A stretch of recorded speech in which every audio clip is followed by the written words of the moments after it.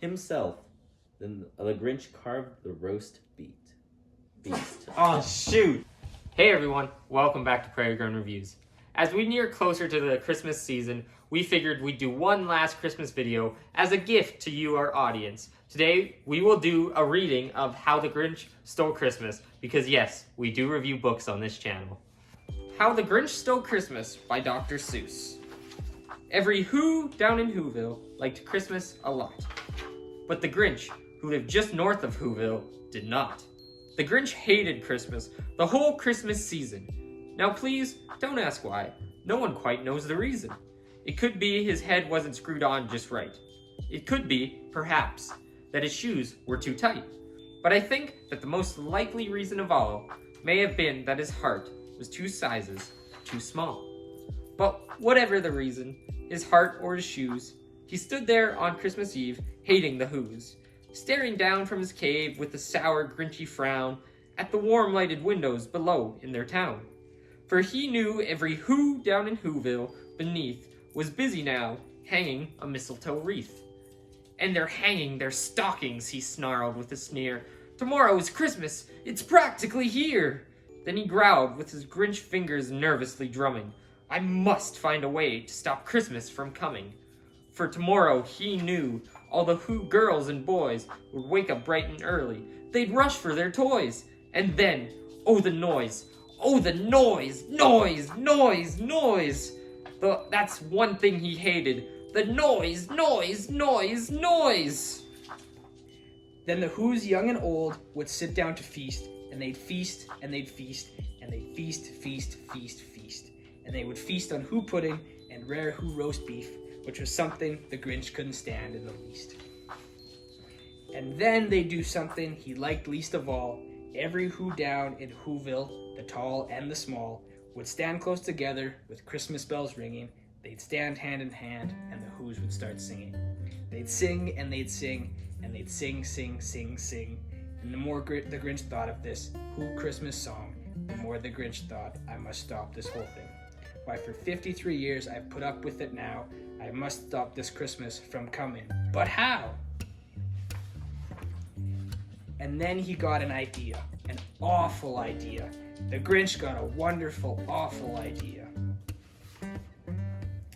I know just what to do, the Grinch laughed in his throat, and he made a quick Santa Claus hat and a coat. He chuckled and chuckled, what a Grinchy trick. With this coat and this hat, I'd look just like St. Nick. All I need is a reindeer, the Grinch looked around, but since reindeer are scarce, there were none to be found. Did that stop old Grinch? No, the Grinch simply said, if I can't find a reindeer, I'll make one instead. So he called his dog Max, then he took some red thread, and he tied a big horn on the top of his head. Then he loaded some bags and some empty sacks on a ramshackle sleigh, and he hitched up old Max. Then the Grinch said, giddy up, and the sleigh started down towards the homes where the Whos lay a snooze in their town. All their windows were dark, quiet snow filled the air. All the Whos were dreaming sweet dreams without care. When he came to the first little house on the square, this is stop number one, the old Grinchy Claus hissed, and he climbed to the roof, empty bags in his fist. Then he slid down the chimney, a rather tight pinch, but if Santa could do it, so could the Grinch. He got stuck only once, for a moment or two, then he stuck his head out of the fireplace flue. With the little Who stockings all hung in a row, these stockings, he grinned, are the first things to go. Then he slithered and slunk, with the smile most unpleasant, around the whole room, and he took every present. Pop guns and bicycles, roller skates, drums, checkerboards, tricycles, popcorn, and plums. And he stuffed them in bags, then the Grinch very nimbly stuffed all the bags one by one up the chimney. Then he slunk to the icebox, he took the Who's feast. He took the Who pudding, and he took the roast beef. He cleaned out the icebox as quick as a flash. Why, that Grinch even took their last can of Who hash. Then he stuffed all the food up the chimney with glee. And now, grinned the Grinch, I will stuff up the tree. And the Grinch grabbed the tree and he started to shove, when he heard a small sound like the coo of a dove.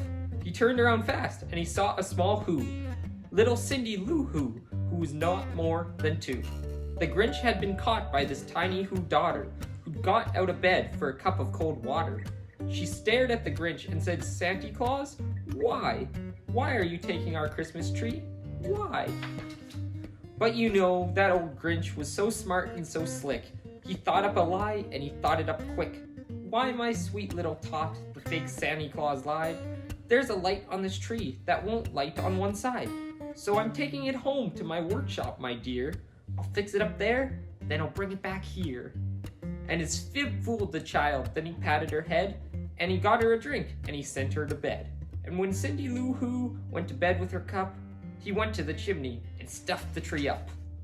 Then the last thing he took was the log for the fire. Then he went up the chimney, himself, the old liar. On their walls he left nothing but hooks and some wire. And the one speck of food that he left in the house was a crumb that was even too small for a mouse. Then he did the same thing to the other Who's houses. Leaving crumbs much too small for the other Who's mouses. It was 15:15 dawn, all the Who's still abed.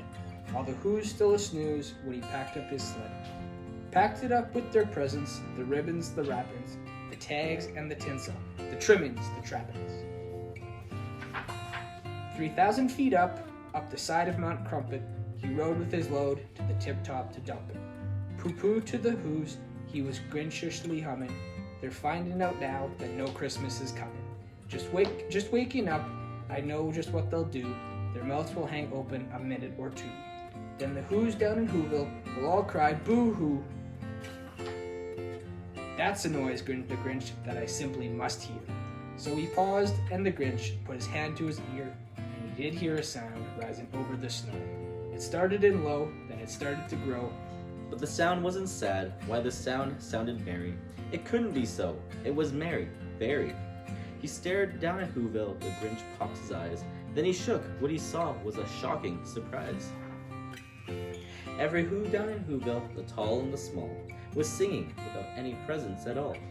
He hadn't stopped Christmas from coming. It came. Somehow or other, it came just the same. And the Grinch, with his Grinch feet ice cold in the snow, stood puzzling. How could it be so? It came without ribbons, it came without tags. It came without packages, boxes, or bags. And he puzzled 3 hours till his puzzler was sore. Then the Grinch thought of something he hadn't before. Maybe Christmas, he thought, doesn't come from a store. Maybe Christmas, perhaps, means a little bit more. And what happened then? Well, in Whoville they say that the Grinch's small heart grew 3 sizes that day. And the minute his heart didn't feel quite so tight, he was with his load through the bright morning light. And he brought back the toys and the food for the feast. And he himself, the Grinch, carved the roast beast. This concludes our reading of How the Grinch Stole Christmas by Dr. Seuss. And from everyone here at Prairie Reviews, Merry Christmas and Happy New Year!